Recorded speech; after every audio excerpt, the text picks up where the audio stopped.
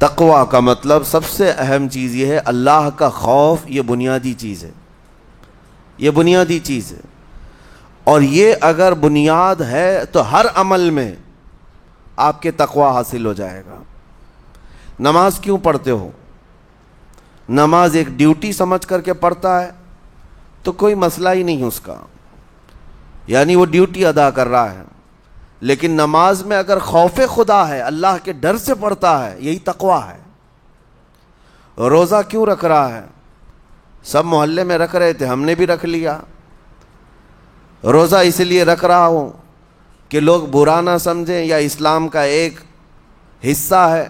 اتنی ہی نیت تھی تو پھر اس نے روزے سے کچھ حاصل نہیں کیا, لیکن اسی روزے کو اللہ کے خوف سے رکھا, یہی تقویٰ ہے.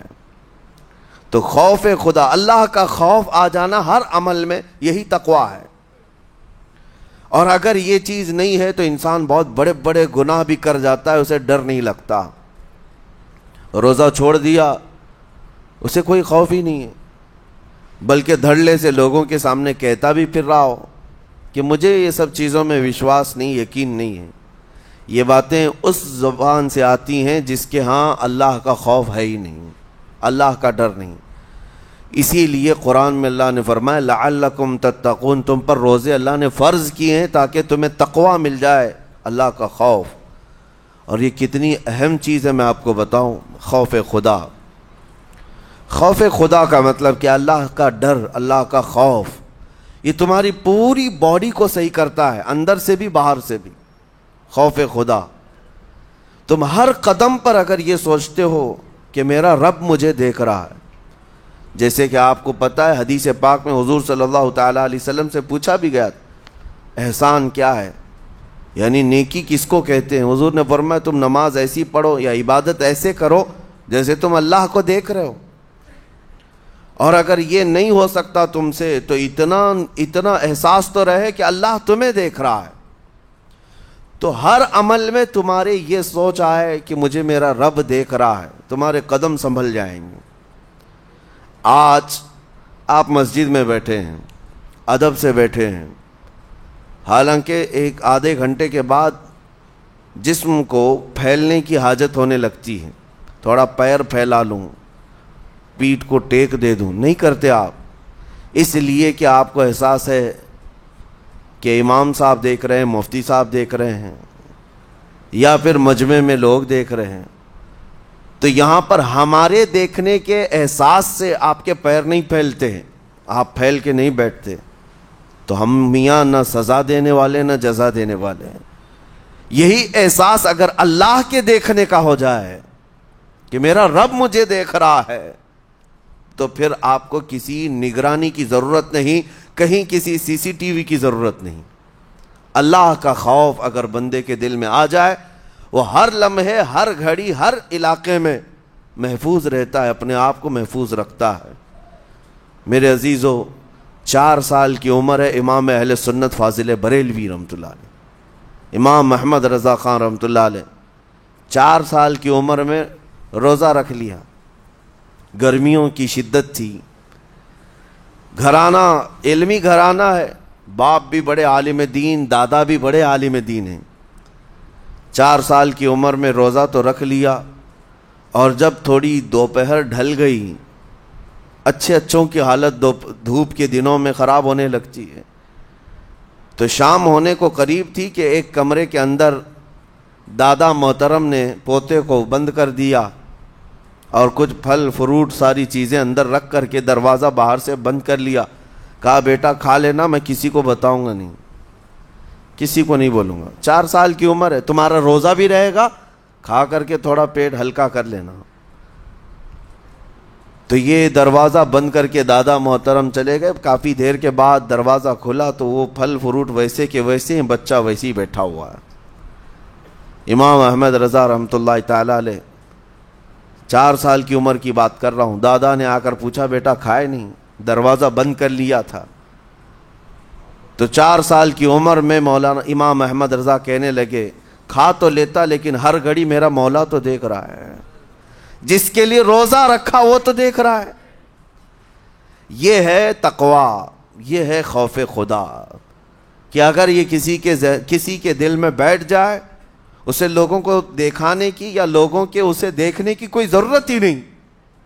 میرے عزیزو، تقوی حاصل کرنے کا یہ اتنا بہترین راستہ ہے، اتنا بہترین راستہ ہے۔ آپ روزہ ہیں، کس کو پتہ ہے؟ میں روزہ ہوں، کس کو پتہ ہے؟ یہ راز ہے میرے اور اللہ کے درمیان۔ آپ روزہ ہیں، یہ راز ہے آپ کے اور اللہ کے درمیان۔ بہت سارے موقع آپ کے پاس ہیں دن بھر میں، فجر سے لے کر عصر تک کئی مرتبہ وضو میں جانا پڑتا ہے، باضابطہ آپ کلی کر رہے ہیں، آدھا نگل جاتے، کس کو خبر ہے؟ یا کہیں چھپ کر کے کوئی ہلکی سی چیز چبا لیتے، کس کو خبر ہے؟ اس لیے کہ یہ اندرونی معاملہ ہے، راز ہے۔ آپ کھا رہے ہیں، پی رہے ہیں، یا نہیں کھا رہے ہیں، نہیں پی رہے ہیں، یہ کوئی دوسرا نہیں کہہ سکتا۔ آپ کے اور آپ کے اللہ کے درمیان یہ راز ہے، اور آپ بچے ہوئے ہیں۔ حلق سوکھا ہے شام کے وقت میں، اور پیٹ بھی پیٹ سے لگنے آ جاتی ہے۔ کام کرنے والے جانتے ہیں کہ شام ہوتے ہی روزے کا اثر کس قدر ظاہر ہوتا ہے۔ کام کرنے والوں کو زیادہ اثر پڑتا ہے، اے سی میں سونے والوں کو روزہ کہاں پتہ چلتا ہے۔ لیکن اس وقت بھی وہ نہ پانی کا ایک قطرہ حلق میں ڈالنا چاہتا ہے، نہ کوئی چیز چھپ کر کے چبانا چاہتا ہے۔ مجھے بتاؤ میرے عزیزو، کیوں اپنے آپ پر یہ تکلیف اور اپنے آپ پر یہ زیادتی کر رہے ہو؟ آپ کو اندازہ ہوتا ہے یہ میں زیادتی نہیں کر رہا، نہ یہ اپنے آپ کو تکلیف میں ڈال رہا ہوں، یہ میرے رب کی رضا ہے، میں اسی پر قائم ہوں۔ اسی لیے فرمایا گیا کہ جب افطاری کا دسترخوان بچھتا ہے اور پہلے ہی آ کر کے لوگ بیٹھتے ہیں، اور یہ سنت بھی ہے، ایسے نہیں کہ بھاگتے بھاگتے آپ آئے، وقت ہوا، کھجور لیے اور کھا گئے۔ افطاری کے وقت سے تھوڑی دیر پہلے بیٹھ جاؤ، تمہارے دسترخوان پر نعمتیں رکھی ہوئی ہیں، پھل بھی ہیں، میوہ جات بھی ہیں، کچھ کھانے پینے کی چیزیں بھی ہیں، ٹھنڈا شربت بھی ہے، دیکھتے ہوئے بیٹھے ہیں آپ، لیکن ہاتھ نہیں لگاتے ہیں۔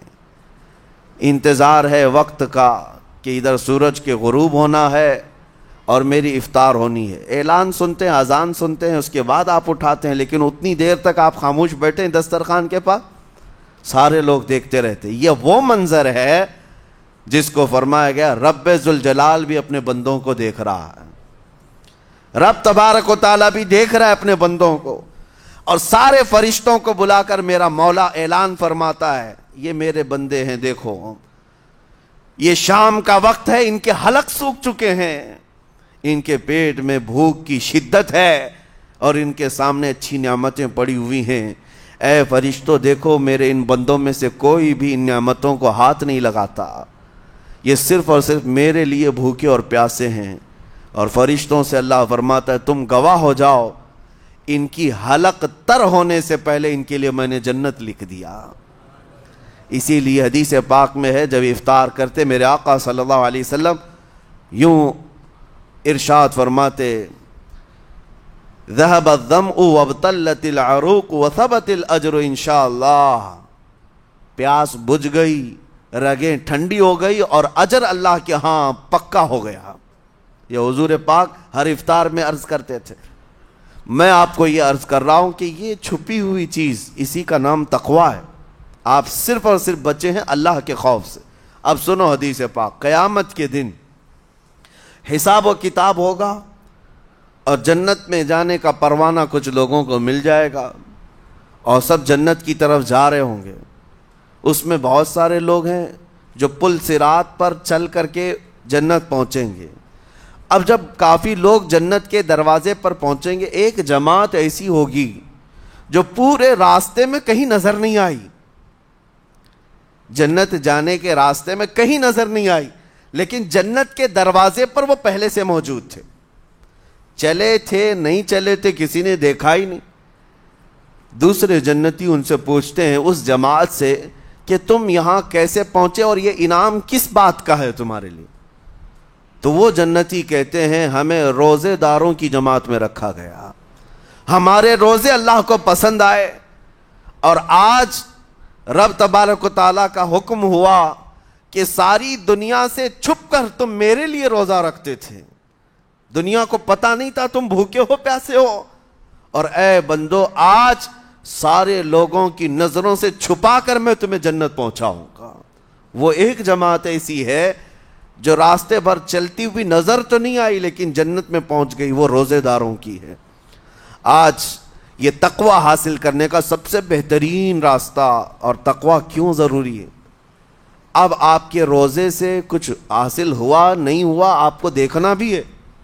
یہ نہیں کہ کیلنڈر کی طرح گنتے جاؤ, 1 ہو گیا, 2 ہو گئے, 3 ہو گئے, ہوتے جائیں گے, یہ دن تو چلتے رہتے ہیں, گنتے گنتے 20 بھی ہو جائیں گے, 25 بھی ہو جائیں گے, 30 بھی ہو جائیں گے. روزے گننے کا حکم نہیں, اپنے آپ کو سرچ کرو پھر تھوڑی سی ورزش کرنے کے بعد بندہ ویٹ تول کر کے دیکھتا ہے کم ہوا گھٹا ہے کہ بڑا, ہر دن دیکھتا رہتا ہے.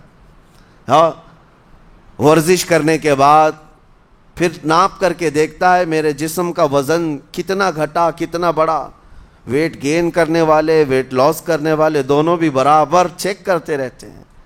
روزہ رکھنے کے بعد تمہیں خود کو بھی چیک کرنا چاہیے کہ میرے اندر اب تبدیلی آئی یا نہیں آئی. ایک روزہ رکھا اور پھر رات کو تراویح میں کھڑا ہوا, میرے اندر بدلاؤ کتنا ہے. کیا اب اللہ کی آیات قرآن کی سنتا ہوں, میرے آنکھوں سے آنسو آ جاتے ہیں؟ اگر آ گئے ہیں تو اس کا مطلب ہے کہ دل نرم ہو گیا, اس روزے نے اثر دکھانا شروع کیا, اور پھر ویسے کا ویسا ہے, تو اس کا مطلب ہے کہ آپ کے روزے سے آپ کو تقوی نہیں مل رہا ہے, آپ کو تقوی نہیں مل رہا. خوف خدا جب آتا ہے تو انسان کا دل موم ہو جاتا, نرم ہو جاتا ہے, اور اللہ کے عذابات سے, جہنم کے خوف سے, قبر کی سختیوں سے وہ رو پڑتا ہے, اس کی آنکھیں بہنے لگ جاتی ہیں.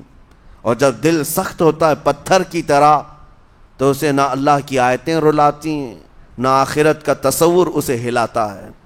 اسی لیے قیامت کے دن کے بارے میں آپ کو بتاؤں, نبی پاک صلی اللہ تعالی علیہ وسلم کی امت کی طرف جہنم کی آگ شعلے لپکاتے ہوئے بڑھتی آ رہی ہوگی بہت تیزی سے. قریب ہے کہ وہ جہنم کی آگ سب کو اپنے لپیٹ میں لے لیں. وہاں کھڑے ہوئے بہت سارے لوگ اپنے اپنے اعمال کا صدقہ پیش کرنے لگے. حاجی اپنے حج پیش کر رہے ہیں, نمازی اپنے نماز, روزے دار اپنے روزے. کہ جہنم ہماری یہ نیکیوں کا صدقہ رک جا. جہنم کی آگ بڑھتی چلی آئی, بڑھ رہی تھی. جبرائیل امین علیہ الصلاۃ والتسلیم حاضر ہوتے ہیں بارگاہ مصطفیٰ صلی اللہ علیہ وسلم میں. ایک پانی کا پیالہ انہوں نے پیش کیا اور کہا, یا رسول اللہ صلی اللہ علیہ وسلم, یہ پانی آپ اس آگ پر چھڑک دیں. نبی پاک صلی اللہ تعالی علیہ وسلم نے وہ پانی اس آگ کی طرف پھینکا تو آگ دور چلی گئی, جو جہنم کی آگ اچانک بجھ گئی, کافی دور چلی گئی جو امت کی طرف لپک رہی تھی. رسول رحمت صلی اللہ تعالی علیہ وسلم نے پوچھا جبرائیل سے, یہ اتنا اثردار پانی ہے کون سا یہ؟ جبرائیل امین عرض کرتے ہیں, یا رسول اللہ, یہ آپ کے ان امتیوں کے آنسوؤں کا پانی ہے جو رات کھڑے ہو کر اپنے رب کے خوف سے رویا کرتے تھے. وہ اللہ کے خوف سے تھر تھراتے تھے, ڈر کر کے ان کے آنکھوں سے جو آنسو آتے. جبرائیل امین کہتے ہیں میں نے وہ آنسو جمع کر رکھے تھے اور وہ آج میں نے آپ کے سامنے پیش کیا. ایک آنسو کا قطرہ جہنم کی آگ بجھانے کے لیے کافی ہے. موتی سمجھ کے شان کریمی نے چن لیے قطرے جو گرے تھے عرق انفعال کے. عزیزان گرامی وقار, یہی وہ تقوی ہے, یہی وہ خوف خدا ہے جس کے متعلق اللہ قرآن میں فرماتا ہے لعلکم تتقون, تاکہ تمہیں تقوی مل جائے. اسی لیے روزے رکھے گئے ہیں, روزے فرض کیے گئے ہیں. تمہارا دل اگر سخت کا سخت ہی رہ گیا تو روزے اثر نہیں کر رہے ہیں, روزے اثر نہیں کر رہے. اور ظاہر سی بات ہے کاموں میں برکت نیت سے ہوتی ہے, کسی بھی عمل میں برکت اچھی نیت سے ہوتی ہے. اگر کوئی روزہ اس لیے رکھ رہا ہے, جیسے بہت سارے فائدے گنائے جاتے ہیں نا, روزہ رکھنے سے کینسر نہیں ہوتا, روزہ رکھنے سے جسم کے فاسد مادے ختم ہو جاتے ہیں, نکل جاتے ہیں, ڈاکٹرز بھی مشورہ دیتے ہیں مہینے میں 1 مرتبہ، ہفتے میں 1 مرتبہ باڈی کو فری چھوڑنا چاہیے. تو یہ تو جسمانی فائدے تو رکھے گئے ہیں، لیکن اگر تم روزہ اس نیت سے رکھ رہے ہو کہ میری باڈی صحیح ہوتی رہے، تو گویا کہ تم تو اپنی دنیاوی غرض سے روزہ رکھ رہے تھے. یہ فائدے تو ملنا ہی ملنا ہے، یہ فائدے یوں بھی ملیں گے اللہ تعالیٰ کی طرف سے آپ کو، لیکن نیت وہ نہیں. روزہ رکھنے کی نیت یہ ہو کہ میرا رب مجھ سے راضی ہو جائے اور مجھے رب تبارک و تعالیٰ کا خوف اور تقوی حاصل ہو جائے. نیت میں برکت ہے، اور جن کاموں کو آپ اچھی نیت سے کریں گے اسی طرح ان کاموں میں اثر بھی پیدا ہوگا. روزہ رکھنے سے پہلے آج نیت یہی کریں کہ مولا تعالیٰ یہ روزہ میرے تمام برے اعمال کے لیے کفارہ ہو جائے، یہ ڈھال بن جائے. جانتے ہیں آپ اپنے نفس امارہ کو روکنے کا سب سے بہترین آلہ بھوک ہے. بھوک، جتنا آدمی بھوک کے ذریعے سے اپنے نفس کو مار سکتا ہے دوسری کوئی چیز نہیں. آپ دیکھیں اس رمضان المبارک میں بہت ساری حلال چیزیں آپ کو حرام کر دی گئی ہیں، یعنی سحری سے لے کر افطاری تک. میں یہ نہیں کہہ رہا کہ شراب پینا حرام ہے، نشہ کرنا حرام ہے، وہ تو پوری زندگی بھر حرام ہے. لیکن آپ کو چاول روٹی تو حلال ہے نا، سبزے سیب پھل فروٹ تو حلال ہے، لیکن یہ حلال چیزیں بھی اللہ نے آپ پر حرام رکھی ہیں، روزے کے عالم میں نہیں کھا سکتے. سحری سے لے کر افطار تک یہ حلال لقمے، پانی تو حلال ہے، پاک ہے، لیکن آپ کے لیے روزے کے عالم میں حرام ہے. اسی طرح شادی شدہ مرد اپنی عورت کے ساتھ زندگی بھر کبھی بھی جمع کر سکتا ہے، رات میں سو سکتا ہے، لیکن حالت روزہ میں وہ حلال کام بھی حرام ہے. حلال کام بھی حرام ہے، اپنی عورت سے جمع کرنا حالت روزہ میں کیوں روکا گیا؟ کھانا پینا بھی حلال تھا، عورتوں کے ساتھ شباشی بھی حلال تھی، لیکن روزے کے عالم میں ان حلال چیزوں کو روکا گیا. تو آپ سوچ سکتے ہیں اس چیز کو، سوچ سکتے. وجہ یہ ہے کہ حلال چیزوں سے آپ کو روک کر بڑے حرام چیزوں سے بچانا مقصود ہے. آج اگر اپنے آپ میں اتنا کنٹرول کر لے جاؤ کہ چند حلال چیزوں سے دن بھر بچ سکتے ہو، انشاءاللہ رمضان کے بعد بڑی حرام چیزوں سے بھی اللہ آپ کو محفوظ رکھے گا. میرے عزیزو، برا ہے ان لوگوں کا جن کو میرے آقا صلی اللہ تعالی علیہ وسلم نے دعائے ہلاکت فرمائی. اس سے بدنصیب کوئی ہو سکتا ہے؟ جن کے لیے رسول رحمت صلی اللہ تعالی علیہ وسلم کی دعائے ہلاکت ہوئی ہو. حضور صلی اللہ تعالی علیہ وسلم ایک دن مسجد نبوی شریف میں تشریف لے جا رہے تھے. منبر پر آپ نے قدم رکھا، آمین کہا. پھر دوسرے زینے پر قدم رکھا، آمین کہا. تیسرے زینے پر قدم رکھا، آمین کہا. خطبہ مکمل کیا. صحابہ نے پوچھا یا رسول اللہ صلی اللہ علیہ وسلم، ہر زینے پر آپ قدم رکھتے ہوئے آمین کس لیے کہہ رہے تھے؟ سنو، رسول پاک صلی اللہ علیہ وسلم ارشاد فرماتے ہیں کہ میں جب پہلے زینے پر قدم رکھا تو سید الملائکہ جبرائیل امین آئے اور دعا کرنے لگے. کیا دعا کیا؟ یوں کہا، یا رسول اللہ صلی اللہ علیہ وسلم، وہ شخص ہلاک و برباد ہو جائے جو آپ کا نام سنے اور پھر اس کے بعد درود نہ بھیجے. حضور فرماتے میں نے آمین کہا. حضور کا نام سنتے ہی آپ کی زبانوں پر درود آ جانا چاہیے. اللہم صلی علی سیدنا محمد وآلہ وصحبہ وبارک وسلم. میرے آقا فرماتے ہیں دوسرے زینے پر قدم رکھا تو جبرائیل امین نے یوں کہا، یا رسول اللہ صلی اللہ علیہ وسلم، وہ شخص ہلاک و برباد ہو جائے جو زندگی میں اپنے ماں اور باپ میں سے کسی ایک کے بڑھاپے کو پایا اور ان کی خدمت کر کے جنت نہیں حاصل کر سکا بلکہ ان کو ایسے ہی چھوڑے رکھا، ایسا شخص برباد ہو جائے. حضور فرماتے میں نے آمین کہا. پھر جبرائیل امین نے کہا تیسرے زینے پر قدم رکھتے ہی. میرے آقا فرماتے ہیں جبرائیل نے یوں دعا کی کہ اے اللہ کے رسول، وہ شخص ہلاک و برباد ہو جائے جو رمضان کا مہینہ پایا لیکن اس کا ادب نہیں کر سکا، اس کا احترام نہیں کر سکا. حضور فرماتے میں نے اس پر بھی آمین کہا. جس کی ہلاکت کے لیے جبرائیل امین دعا کر رہے ہوں اور اس دعا پر سید الانبیاء آمین کہہ رہے ہوں، ایسے شخص کی بربادی کا کیا انجام ہو سکتا ہے؟ وہ کتنا بد نصیب ہوگا۔ اسی لیے میرے عزیزوں، مسلمانوں میں یہ رواج ہی نہیں ہونا چاہیے کہ اٹھ کر کے پوچھتے رہیں روزہ ہے کہ نہیں ہے، روزہ ہے کہ نہیں ہے۔ مسلمان ہے تو روزہ ہے، اور یہ کوئی آپشنلی عبادت نہیں ہے کہ 4 رکھ لیا 2 نہیں رکھا، آپشنلی نہیں، یہ فرض عین ہے۔ ایک روزے کو چھوڑنے کا گناہ فرمایا گیا 600 سال تک اسے دوزخ میں رکھا جائے گا، 600 سال تک۔ یہ معمولی چیز نہیں ہے، اور جن کے پچھلے روزے قضا ہو چکے ہیں معاف نہیں ہوں گے۔ تھپڑ مار لیں گال پہ، توبہ توبہ کر لیں، معاف نہیں ہوں گے۔ توبہ تو کرنے کے ساتھ ساتھ قضا بھی کرنا ہوگا۔ جب موقع ملے سال بھر میں اپنے چھوٹے ہوئے روزوں کو واپس کرنا ہے۔ اس کی اہمیت میں آپ کو بتا دوں، ایک روزہ اگر جان بوجھ کر کے کسی نے توڑا یا چھوڑا تو جانتے ہیں اس کا کفارہ کیا ہے؟ اس کا کفارہ یہ ہے کہ اس کے بدلے میں دوسرے دنوں میں 60 روزے کنٹینیو رکھے۔ رمضان کا ایک روزہ پورا کرنے کے لیے 60 روزے رکھنے پڑ جائیں گے۔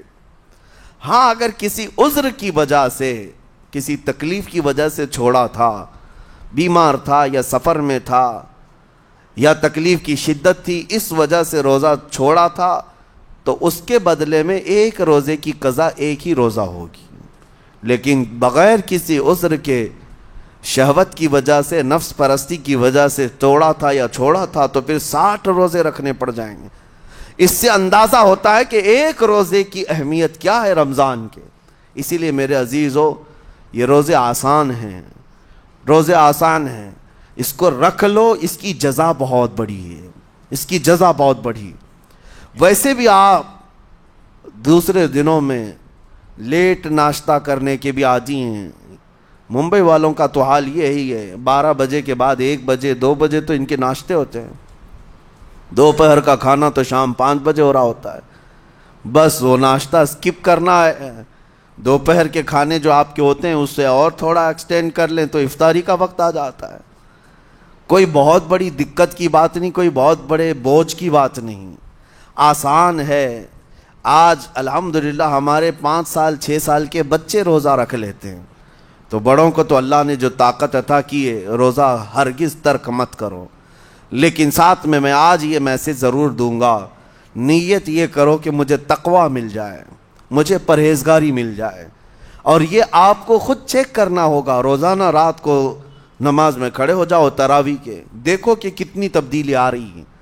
آج میں نے روزہ افطار کیا، میرے اندر بدلاؤ آیا کہ نہیں آیا؟ اور اگر نہیں آ رہا ہے، کوئی تبدیلی نہیں آ رہی ہے، تو اس کا مطلب ہے آپ تقویٰ نہیں حاصل کر رہے، آپ تو روز مرہ کی روٹین پر چل رہے ہو۔ روٹین پر چلنے کا مطلب یہ روزہ نہیں ہے۔ روزہ تقویٰ دے کر جاتا ہے بندے کو، روزہ خوف خدا دے کر جاتا ہے بندے کو۔ اسی لیے میرے عزیزو، آج دیکھیں آپ بہت ساری برائیوں سے رمضان میں بچ جاتے ہیں، تھوڑی اور محنت کی ضرورت ہے۔ ہم نے دیکھا ہے بہت سارے گھروں میں، باقی عیاش گھروں کی مجھے کوئی وہ نہیں ہے، ان سے کوئی لینا دینا نہیں، لیکن نارمل مسلمانوں کے گھروں میں بھی ہوتا یہ ہے، عورتیں بچوں کو تلقین کرنا شروع کر دیتی ہیں، گانے بند کرو، ٹی وی بند رکھو، بہت ساری چیزیں بند رکھو کہ رمضان آیا ہوا ہے۔ اور رمضان میں اگر ٹی وی لگا بھی لیا تو کچھ اسلامک چیزیں دیکھنے لگ گئے۔ ماحول تم نے خود ہی بدلا ہے اپنے گھر میں، کچھ چیزوں کو آپ نے بدلا ہے، اور کچھ چیزوں کا ادب آپ نے کرنا شروع کیا ہے۔ اسی کو اور تھوڑی سی محنت کے ساتھ بڑھا لیا جائے، قسم رب ذوالجلال کی، ہر برائی رمضان میں ہی آپ سے ختم ہو جائے گی۔ جس کی کوئی چیز چھوڑنے پر نہیں چھوٹتی ہے، وہ رمضان میں کر کے دیکھ لے، اللہ کی بارگاہ میں یاد کرے کہ مولا دن بھر میں تیری رضا کے لیے بچ رہا ہوں، مجھے میری باقی زندگی میں ان گناہوں سے بچا لے۔ وہ رحمان ہے، جب وہ تمہیں اس کے بدلے میں جنت دیتا ہے تو یہاں برائیاں کیوں نہیں چھڑواتا؟ یقیناً وہ برائیوں کو تم سے دور کرے گا۔